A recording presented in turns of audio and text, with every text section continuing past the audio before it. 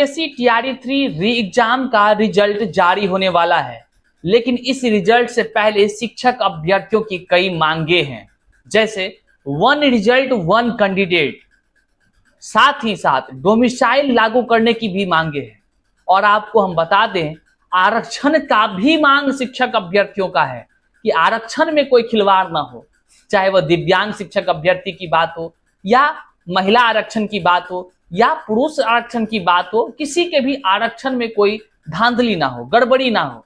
और सबसे बड़ा मांग है शिक्षकों का वन रिजल्ट वन कैंडिडेट, मतलब वन कैंडिडेट वन रिजल्ट की मांग को लेकर शिक्षक अभ्यर्थी लगातार आवाज उठा रहे हैं, निवेदन कर रहे हैं।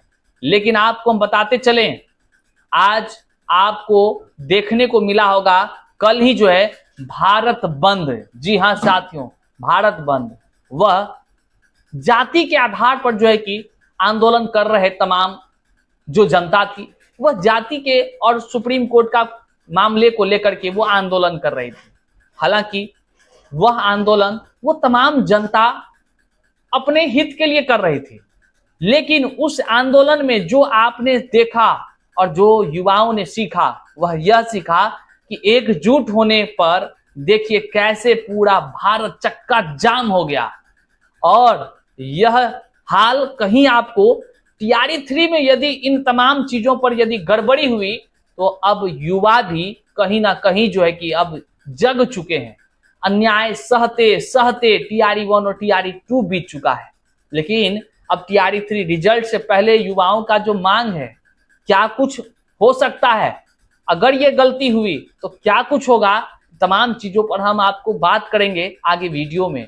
क्यों युवाओं का मांग है वन रिजल्ट वन कैंडिडेट या वन कैंडिडेट वन रिजल्ट, क्यों मांग है डोमिसाइल की, क्यों, आखिर क्यों, ये तमाम चीजों पर हम बात करेंगे। आइए करते हैं वीडियो को शुरू से पहले। नमस्कार, मैं हूं हरे कृष्ण प्रकाश और आप देख रहे हैं हमारा यह प्लेटफॉर्म। इस प्लेटफॉर्म पर आप नए हैं, आपको पता होगा कि हमारा मुख्य प्लेटफॉर्म जो है वह है साहित्य आजकल, जहां काफी संख्या में हमारे साथ तमाम शिक्षक अभ्यर्थी हैं।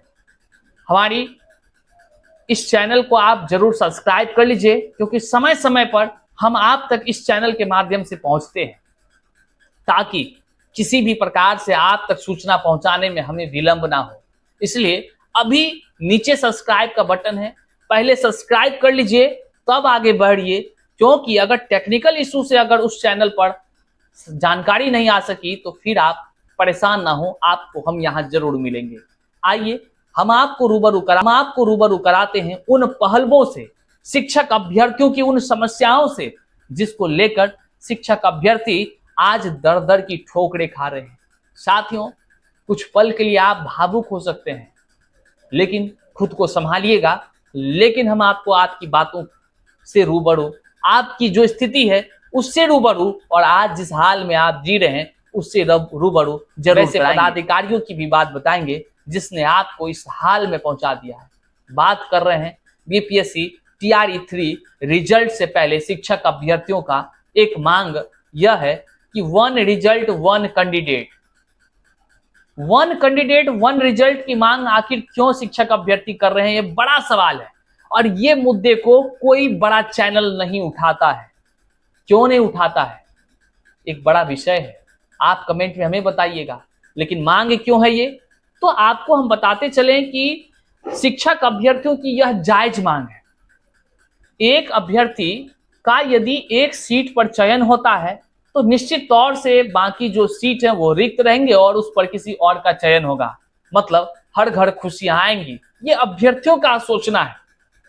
लेकिन कहते हैं ना, ज्यादा ज्ञान होना भी बहुत भारी पड़ता है।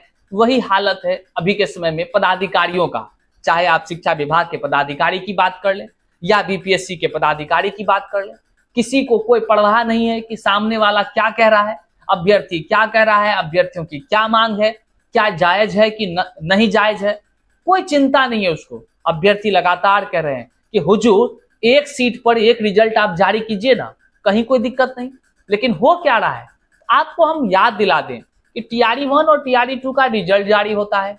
इसमें बीपीएससी ने मल्टीपल रिजल्ट को जारी कर दिया। मल्टीपल रिजल्ट मतलब एक ही आदमी पीआरटी में पास कर जाता है, एक ही आदमी पीजीटी में पास करता है, एक ही आदमी टीजीटी में पास करता है, एक साथ उसका रिजल्ट जारी हो जाता है।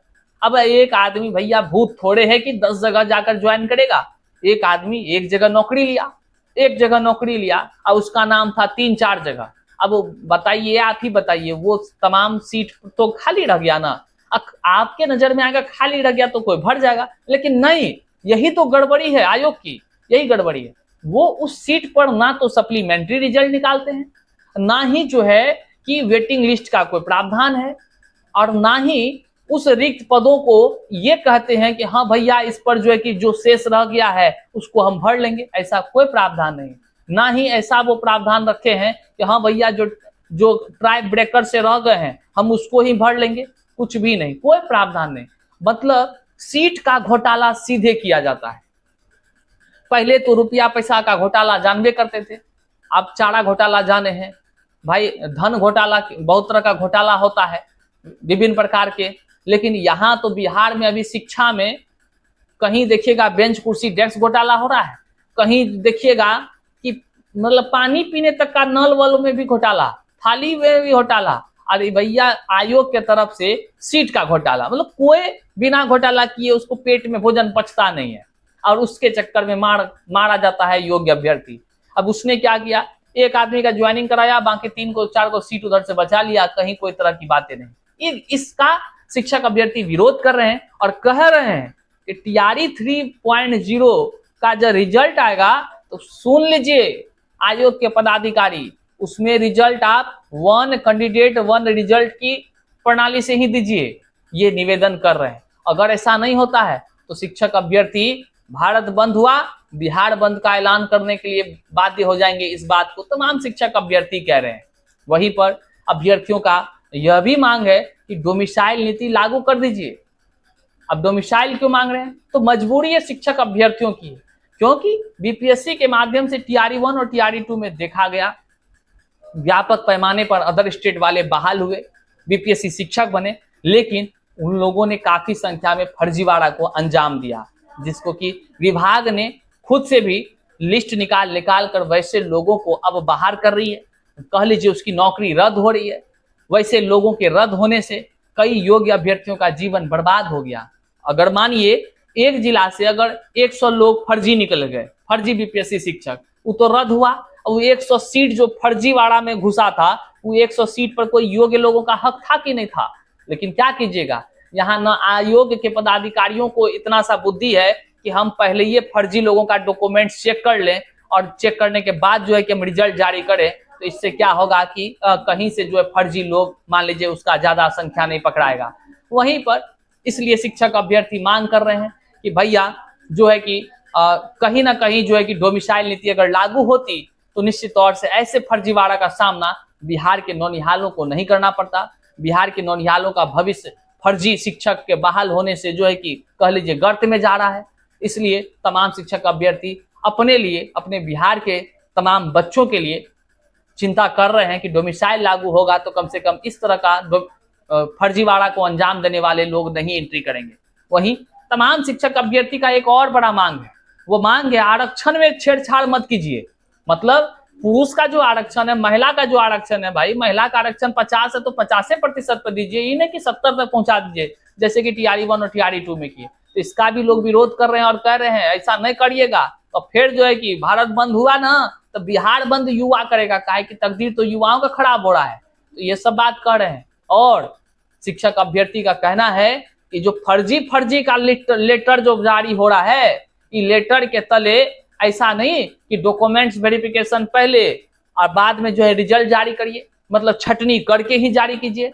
तो शिक्षक अभ्यर्थियों का बड़ा मांग है कि डीवी जो है मतलब डॉक्यूमेंट्स वेरिफिकेशन वह रिजल्ट जारी करने से पहले करे आयोग, यह शिक्षक अभ्यर्थियों का मांग है। हालांकि तमाम शिक्षक अभ्यर्थी लगातार आवाज उठा रहे हैं। हम लोग भी शिक्षक अभ्यर्थियों के तरफ से आवाज उठा रहे हैं। आप लोगों का कर्तव्य है कि इस लिंक को, इस वीडियो को जन जन तक साझा कीजिए, ताकि जो है कि आयोग तक भी ये बातें पहुंचे और वहां के पदाधिकारी भी समझे कि हाँ भाई शिक्षक अभ्यर्थियों की जायज मांग है, और इस पर अगर रिजल्ट जारी करे तो बहुत सारे युवाओं का भला होगा, नौकरी लगेगा, रिक्ति का घोटाला नहीं होगा, ये तमाम प्रकार की बातें होंगी। देखते हैं कि आयोग क्या कुछ करती है, शिक्षा विभाग क्या कुछ कदम उठाता है, क्या टीआरई 3 से पहले जो रिजल्ट आना है टीआरई 3 की, उस रिजल्ट से पहले क्या डीबी संभव है, क्या वन रिजल्ट वन कैंडिडेट पर प्रणाली से बहाली होगी। ये तमाम चीजों को देखने के लिए बने रहे हमारे इस चैनल पर। मिलते हैं फिर से नई जानकारी के साथ, जो भी अपडेट्स होगा हम आपको बताते चलेंगे। चैनल पर नए हैं तो भैया सब्सक्राइब करके ही जाइएगा और अपने तमाम सोशल साइट्स पर इस लिंक को जरूर शेयर कर दीजिएगा।